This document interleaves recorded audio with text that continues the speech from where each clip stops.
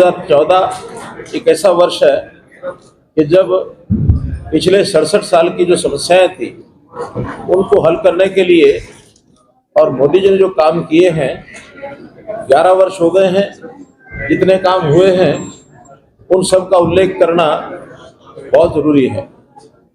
इन 11 वर्षों के अंदर मोदी जी के संकल्प से और बहुत परिवर्तन हुए हैं, क्योंकि वो जमीन से जुड़े हुए एक व्यक्ति, स्वयं गुजरात के अंदर वर्षों मुख्यमंत्री रहे और उससे पहले भी उन्होंने पार्टी के काम में वर्षों लगा करके पूरा जीवन तपस्या में लगा। एक एक छोटी छोटी बात को, बारीकी को संभालते हुए, ठीक करते हुए आगे बढ़े।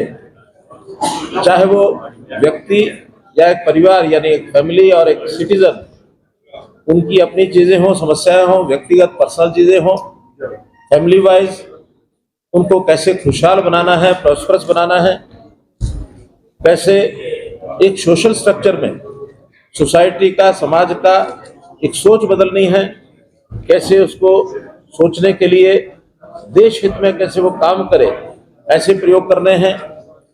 और फिर उसके बाद देश की समस्याएं, देश में विभिन्न प्रांतों की समस्याएं, इन सब समस्याओं को ध्यान में करते हुए एक एक चीज को बारीकी से विचार करके, और बहुत काम किए हैं उल्लेखनीय, जिनका मैं थोड़ा जिक्र करूंगा।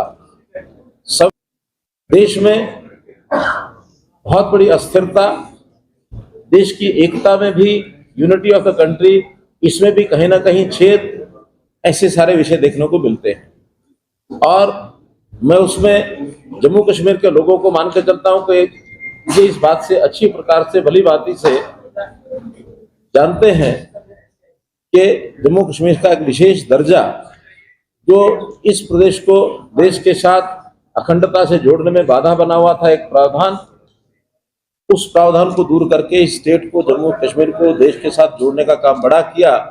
देश भर में उसका एक बहुत बड़ा स्वागत हुआ है। तो इस सब विषयों को लेकर के, जहां तक व्यक्ति का विषय है, परिवार का विषय है, तो उन्होंने हर व्यक्ति, उसका निर्माण, चाहे उसकी शिक्षा हो, चाहे उसका स्वास्थ्य हो, पढ़ाई में बहुत काम किए। शिक्षा के अंदर पीएम श्री स्कूल खोले, हायर एजुकेशन में यूनिवर्सिटीज बड़ी संख्या में बढ़ाई, प्रोफेशनल जितने भी कोर्सेज हैं, स्किलिंग के कोर्सेज हैं, स्टार्टअप्स के काम हैं, ताकि लोग अपना रोजगार आगे बढ़ा करके और देश में कैसे आर्थिक स्थिति को बढ़िया बनाया जाए, कैसे उद्योग को आगे बढ़ाया जाए और कैसे नए नए इनोवेशंस किए जाए। उन्होंने युवावस्था के लोगों को भी बहुत सा एक दिशा दिखाने का काम किया और बहुत उल्लेखनीय काम इसमें हुए हैं। जहां तक परिवार और व्यक्ति, उनकी गरीबी का विषय, उनकी आर्थिक स्थिति का विषय है, उसका भी पूरा ध्यान किया। रोजगार की बातें की, हर गरीब परिवार को मुफ्त में अन्न मिले। खास करके कोविड के दिनों में उन्होंने 81 करोड़ प्लस लोगों को और मुफ्त अन्न, ये जो देने का अन्न योजना जो बनाई, प्रधानमंत्री गरीब कल्याण अन्न योजना, इसमें वो सारे लाभ लोगों को मिले ताकि उसके व्यवस्था जो उसकी वो चलती रहे। प्रधानमंत्री ने गरीब लोगों के घरों की चिंता भी की और पीएमएवाई में 4 करोड़ परिवारों को मकान दिया।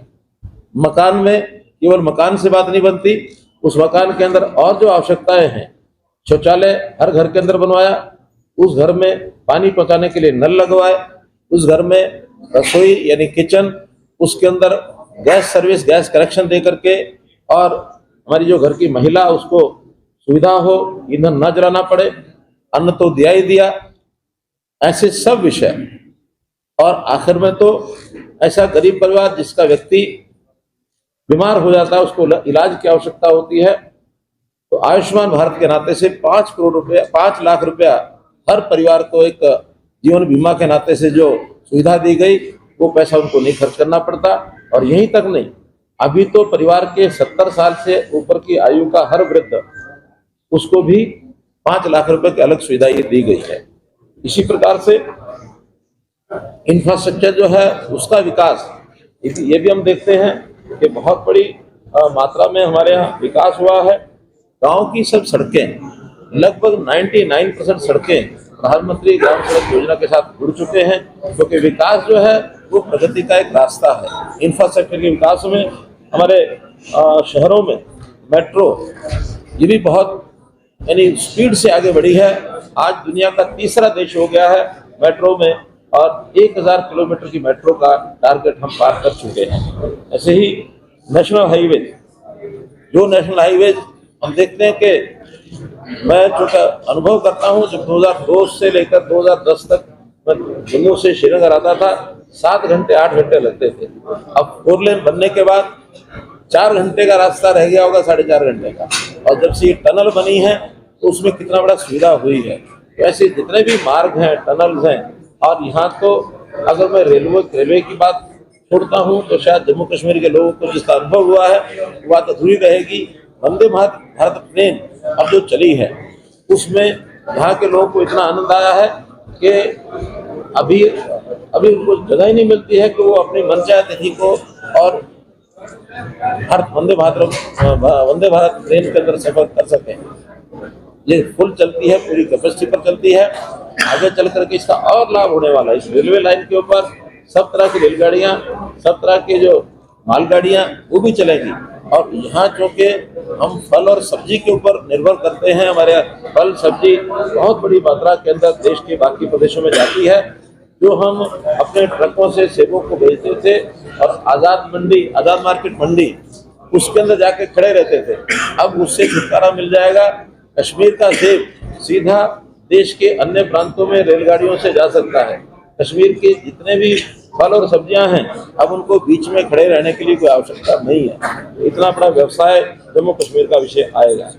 जहाँ तक मैं बात कर रहा था देश की एकता अखंडता की, उसमें धारा 370 का विषय हमको पता ही है कि 370 जो खत्म की गई है उससे अब सारे जम्मू कश्मीर के लोग भी और देश के लोग भी सब ये मानने लगे हैं कि अब हम एक हैं, हम भारतीय हैं। और इस देश का संबंध जैसे बाकी प्रदेशों का देश का संबंध है, इस प्रदेश का जो 1947 में कमी रह गई थी उस कमी को नरेंद्र मोदी जी ने और पूरा किया है।